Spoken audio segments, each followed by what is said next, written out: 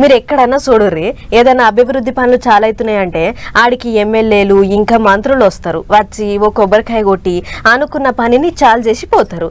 ఏనో ఒకళ్ళు గడ్డపారేసి తవ్వుతారు, అవసరమైతే ఫోటోల పోజుల కోసం 2 తట్టల మన్ను కూడా ఎత్తుతారు. గిట్ల ఏడ చూసినా నాయకుల పరితనం అంతా ఫోటోల మందమే అన్నట్లు ఉంటది.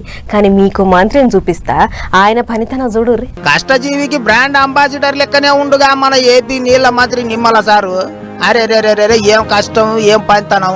ఓ రాష్ట్రానికి మంత్రి అయి ఉండి కూడా గిట్ల పారవట్టి సాబాయికి వంగిండంటే సారు పంచనాన్ని ఎంత మెచ్చుకున్నా తక్కువే. ఇక అసలు ముచ్చట ఏంటిదంటే ఏలూరు జిల్లా పాలకొల్లు దిక్కు స్వర్ణాంధ్ర స్వచ్ఛాంధ్ర అనే కార్యానికి హాజరుపడ్డాడు మంత్రి నిమ్మల రామనాయుడు సారు. అటెనక మున్సిపల్ కార్మికులతోని పని కొంగి నేను కూడా ఓ చెయ్యేత్త పట్టుర్రి అని గిట్ల పార అందుకొని దన్న చెత్త సాఫ్ చేసిండు. అట్టలు కట్టలు పేరకపోయిన చెత్తను చేతిపార అందుకొని చెలిగి పారేసిండు. అట్లని చేసుడంటే ఏదో పోటువోలకు పోజిచ్చినట్టు కాదు సుమా. మున్సిపల్ కార్మికుల కంటే ఇంకింత రూబడి మీదనే చేసిండు. అటెనక ఓ తట్టల మట్టి ఎత్తి జరిసేపు అక్కల నెత్తులకెత్తిండు. గడ్డపార అందుకొని ఇన్నొద్దులు పేరుకొని పోయిన మట్టి బిడ్డలను తవ్విండు.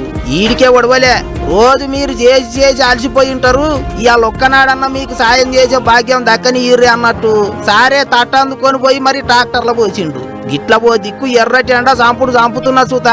సీఎం సారు చెప్పిన కార్యం కంటే ఈ ఎండ పెద్దదేం కాదన్నట్టు చెమట తీసిండు సారు. దూపైతే ఇన్ని నీళ్ళన్నది ఆగిండు గాని పని అయ్యేదాకా ఆంచెల్లి కదలలేదు. జర చేపుకి బుజ్జిని ఒళ్ళె పూసబెట్టుకొని ముచ్చట్లు పెట్టిండు. అగో ఏమో చెప్తాండు. ప్రతి వ్యక్తి కూడా ఆరోగ్యంగా ఉండాలి. ఆరోగ్యంగా ఉంటేనే తన పనులు తాను సక్రమంగా నిర్వర్తించగలుగుతాడు. ఆరోగ్యంగా ఉండాలి అని అంటే తన ఇల్లును ఎంత పరిశుభ్రంగా ఉంచుకుంటాడో పరిసరాలు కూడా అంతే పరిశుభ్రంగా ఉన్నప్పుడే ఆరోగ్యం బాగుంటుంది. ఆ ఉద్దేశంతో ఈరోజు ఆరోగ్య ఆంధ్రప్రదేశ్గా చంద్రబాబు నాయుడు గారి ప్రయత్నం కాదన్నట్టు. అయినా నిమ్మల సారుకి ఇదేం కొత్త కాదు.